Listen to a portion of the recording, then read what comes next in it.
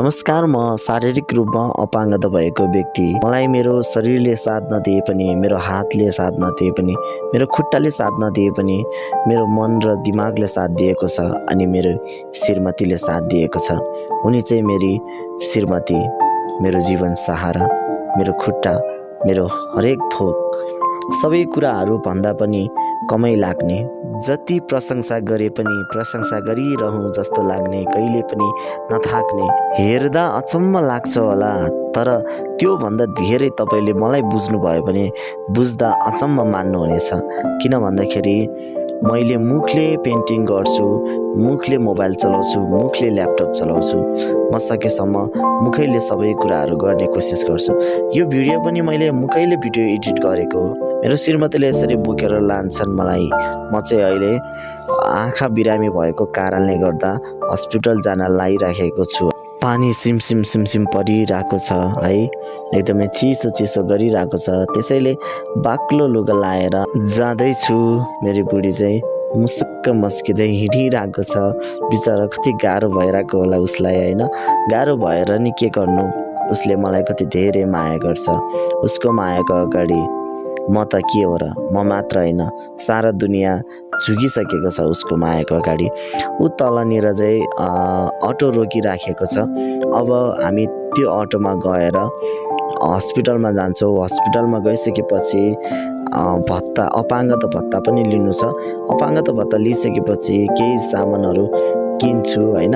हेरौँ के सामानहरू किन्छु, के गर्छु हामीले सबैजनाले हेर्नु होला है। सकेसम्म हामी सबै कुराहरू देखाउने कोसिस गर्नेछु है। यसरी मेरो श्रीमतीले चाहिँ मलाई अटोमा हाल्छन् होइन। कति गाह्रो हुन्छ होला उसलाई होइन, म बुझ्छु। तर बुझेर पनि के गर्नु होइन, अवस्था यस्तै छ। अवस्था जस्तो सुकै भए पनि चल्नु नै पर्दो रहेछ। अटोमा कुद्दैछु हामी है। अब मेन रोड आउन लागिसकेको छ।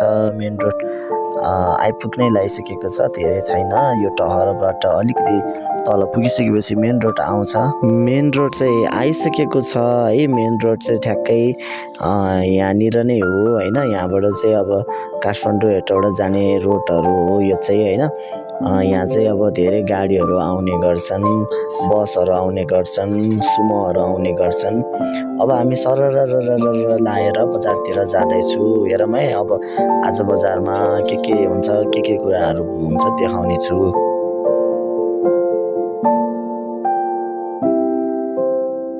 हामी चाहिँ जाँदैछु है। एकदमै हल्लिरहेको छ। बाटो खराब भएको कारणले गर्दाखेरि, पानी पनि सिमसिम परिरहेको कारणले गर्दाखेरि यहाँबाट अब 3 किलोमिटर छ है बजार आउनको लागि चाहिँ। मेरो मुख पनि राम्रोसँग देखेको छैन है, क्यामेरा राम्रोसँग देखाउन मिलिरहेको छैन हल्लिएर। अब ओखर बजार आउन धेरै छैन, पानी सिम परिरहेको छ। बाटो एकदमै हरामी बाटो भएको छ। बाटोले गर्दाखेरि यहाँ भूकम्प आए जस्तो हुन्छ। कति हल्लाउन सक्यो हो क्यामेरा पनि। क्यामेरा मात्र होइन, यहाँ हामी सबै हल्लिरहेको छ। यो खानीको बाटो कहिले बनाउँछ हो सरकार?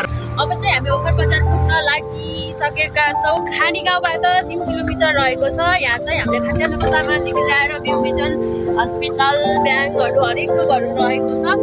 ठ्याक्कै अनि योबाट चाहिँ फुल बजार आइपुग्छ होइन। योभन्दा अगाडि चाहिँ फुल बजार छ हाम्रो। यो थाहा नगरको हाम्रो चाहिँ भने बजार नै हो एउटा। अब के अरे हामी चाहिँ फुल बजारसम्म मात्र जान्छु होइन। हामी चाहिँ ओखर बजार आइसकेका छौँ। यहाँनिर चाहिँ थुप्रै पसलहरू छ। यहाँ चाहिँ अब सबै कुराहरू, चाहिने कुराहरू सबै किन्ने आउने गर्छ। आज चाहिँ एकदम पानी परिरहेको छ। पानी परिरहेको कारणले गर्दा यहाँ चहल पहल धेरै भएको छैन आज। यहाँ चाहिँ सबै खाद्यान्नको सामानहरू पाइन्छ है। के चाहिन्छ सब कुरो पाइन्छ यहाँको ओखर बजारमा पनि। यहाँभन्दा धेरै उता के अरे थाना बजारमा पाइन्छ है। अनि फेरि थाना बजारभन्दा माथि शिखरकोटमा पाइन्छ। हेरिराख्नु होला तपाईँहरू होइन। फुल बजार पनि देखाउने छु। यहाँ माथिको चाहिँ ठुलो होटेल खोल्ने रे भनेर बनाएको घर हो है। यो चाहिँ ठुलो अनि चर्च पनि रहेछ यतातिर, चर्चहरू पनि रहेछ यतातिर। एकदम सम्मा छ क्या है। बाटो चाहिँ अलिकति सुधार गर्नु पर्यो सरकारले। पुल आयो है, यसलाई चाहिँ पुल बजार पनि भनिन्छ, थाना बजार पनि भनिन्छ। अनि के हो भनिन्छ, बुद्ध चोक भनिन्छ। अहिले बुद्ध चोक पनि आउँदैछ है, बुद्ध चोक पनि भनिन्छ साँच्चै। बुद्ध चोक आउन लाग्यो। बुद्ध चोक आयो, बुद्ध चोक भनिन्छ यसलाई चाहिँ। हेर्नुहोस् बुद्ध पनि छ है, यहाँ खाना बजार पनि भनिन्छ। अब हामी चाहिँ आँखा हस्पिटलमा जाँदैछौँ। आँखा हस्पिटल धेरै टाढो छैन अब यहाँबाट।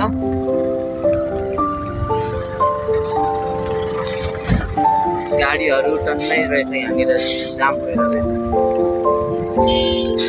कति बजेको बस हो दाइ हो? 12 बजेको त नानी। हेटौँडा जाने बस होइन त?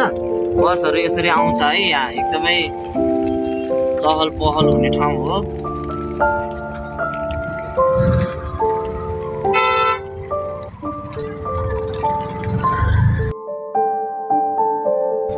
हस्पिटल जाने बाटो चाहिँ यही हो है, आँखा हस्पिटलमा। हामी हस्पिटल आइसकेको छु। अब हस्पिटलभित्र गएर चचाउने छु मेरो आँखालाई। चेक गर्दै हुनुहुन्छ डाक्टर साहबले मेरो आँखा चाहिँ। खासमा मेरो आँखा चाहिँ 2 देखि 3 वर्ष भइसकेको छ बिरामी भएको होइन। जति के अरे उपचार गर्दा पनि राम्रो नहुने अनि बल्झिरहने होइन, एउटा भाइरस जस्तै भएको छ कि फैलिरहन्छ यो भाइरस चाहिँ। अनि औषधिले नै कन्ट्रोल गर्नुपर्छ भन्नुभएको थियो डाक्टर साहबले। त्यही हो, फेरि पनि बल्झेको छ अरे भन्नुभएको छ उहाँले होइन। औषधि लगाउनु नै पर्छ भन्नुभएको छ। अब दिनकै औषधि लाएर फेरि 2 हप्तापछि बोलाउनु भएको छ उहाँले होइन। औषधि लेख्दै हुनुहुन्छ कति टाइम लाउनुपर्छ भनेर चाहिँ। हामी चाहिँ हस्पिटलबाट निक्लिसकेको छु। औषधि युज गर्दै गर्नु, 2 हप्तापछि फेरि चेकअप गर्नु चाहिँ आउनु भनेर छ। अब चाहिँ हामी एकछिन ब्याङ्कमा छिर्छु। ब्याङ्क आइसकेको छ। अपाङ्गता भत्ता लिइसकेपछि चाहिँ अब आमालाई लुगा किन्नुपर्छ अनि खाद्यान्न सामानहरू किन्नुपर्छ। खै हेर पाएँ। अब म चाहिँ अटोमा बसिरहेको छु। अटोबाट चाहिँ मैले श्रीमतीलाई चाहिँ लुगा किन्नको लागि लुगा हेर्न पठाएको छु बजारमा, पसलमा होइन। आमालाई चाहिँ घर बस्दा हुने खालको लुगा हेरेर आऊ भनेको थिएँ मैले। अनि लुगा हेर्न पठाएको छु मैले। हेरौँ है कस्तो लुगा चाहिँ ल्याउँछन् उसले। मैले चाहिँ फलफुल पनि किनेर ल्याइसकेको छु। यहाँ अघि भिडियो गर्न चाहिँ बिर्सेछ, उहाँ चाहिँ यहाँ बसिरहनु भएको छ। अब चाहिँ हामी घरमा जाने। बुढीले चाहिँ सबै कुराहरू किनिसकेको छ, लुगादेखि लिएर चामलहरू सबै। अब के अरे तपाईँहरूलाई म घरमा गएर देखाउने छु है। हामी चाहिँ घरको मुनि आइसकेको छु। मलाई चाहिँ बुढीले घरमा पहिला नै लगिसकेको थियो होइन। त्यही भएर चाहिँ म भिडियोमा देखिरहेको छैन। यहाँ अटोमा चाहिँ सामानहरू झार्दै हुनुहुन्छ ड्राइभर दाइले होइन। अब चामलहरूदेखि लिएर मस्यौराहरूदेखि लिएर तेलहरूदेखि लिएर सबै कुरा के, सबै कुराहरू घरमा चाहिने कुराहरू सबै है त्योहरू ल्याएको छु अपाङ्गता भत्ता लिएर होइन। अब चाहिँ हामी अब तपाईँहरूलाई लुगा पनि देखाउने छु है। ल हामी चाहिँ अब हस्पिटल गएर पनि आइसकेका छ होइन। अब हामीले आज गरेका हाम्रा गतिविधिहरू देखाउँछु भनेको थियो। पसलमा पनि देखाउँछु, देखाएको छु मैले थोरै। यो चाहिँ मैले आमालाई किनेको थियो कि, अन्त उस्तै पाएन कि त्यो घरमा बस्दाखेरि लगाउने चाहिँ लुगा त पाएन कि, यस्तो चाहिँ पायो होइन। यो चाहिँ आमाको लागि, आमाको लागि हो होइन। यो चाहिँ भत्ता आएको थियो कि मेरो, उहाँको चाहिँ भत्ता आएको थियो अपाङ्गता भत्ता। अनि त्यही भत्ताले अब घरमा चामलहरू चामलहरू अब खाद्यान्नको सामान चाहिँ भने घरमा आवश्यक आयो। अनि खाजा खानलाई हुन्छ भनेर यो लिएर आयो। अरू सामान चाहिँ उतापट्टि छ के अरे। अनि त्यसपछि अर्को चाहिँ नि अर्को पनि छ, 2टा ल्याइदियो क्या मैले। अब घरमा बस्दा एउटा लाउँदा अर्को पुरानो भइहाल्छ होइन। अनि अर्को चाहिँ फेरि यस्तो खालको ल्याइदिएको। यो चाहिँ एउटा मात्रै मेरो आमाको लागि हो, आमाको लागि हो यो पनि होइन। 2टा ल्याइदिएको। मन चाहिँ पर्छ पर्दैन आमालाई। अनि सुरुवाल चाहिँ एउटा मात्रै ल्याइदिएको छु कि, बाक्लो खालको सुरुवाल पाएन है। सुरुवालै पाएन होइन। बजारमा गएको वैशाख 15 गते तिम्रो बर्थडे होइन र? वैशाख 15 गते चाहिँ मेरो बर्थडे हो, तर मेरो बर्थडेमा केही पनि छैन।